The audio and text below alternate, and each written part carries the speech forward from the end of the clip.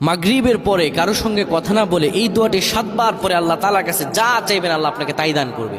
অভাবে আছেন, ঋণগ্রস্ত আছেন, মাথায় টেনশন, ঋণের বোঝা, বাড়িতে থাকতে পারতেছেন না, আল্লাহ সব আপনার পেরেশানি দূর করে দেবে ইনশাআল্লাহ। যদি আপনি আমলটি করতে পারেন, আমল মানুষের জীবন বদলিয়ে দেয়, আমল মানুষের জীবনকে পরিবর্তন করে দেয়। আল্লাহ তাআলা আপনার সব দোয়া কবুল করে নেবেন ইনশাআল্লাহ।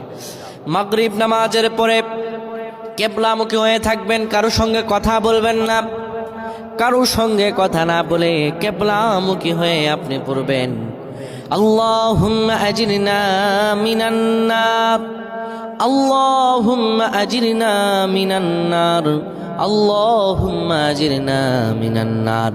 যদি এটি আপনি মাগরিব নামাজের পরে কারো সঙ্গে কথা না বলে পড়ে 7 বার পরে দুটি হাত তুলে আল্লাহর কাছে দোয়া করেন, আল্লাহ জাহান্নামের আগুন থেকেও বাঁচাবেন এবং আল্লাহ আপনার সব দোয়াগুলো কবুল আর মঞ্জুর করে নেবেন। আল্লাহুম্মা আমিন।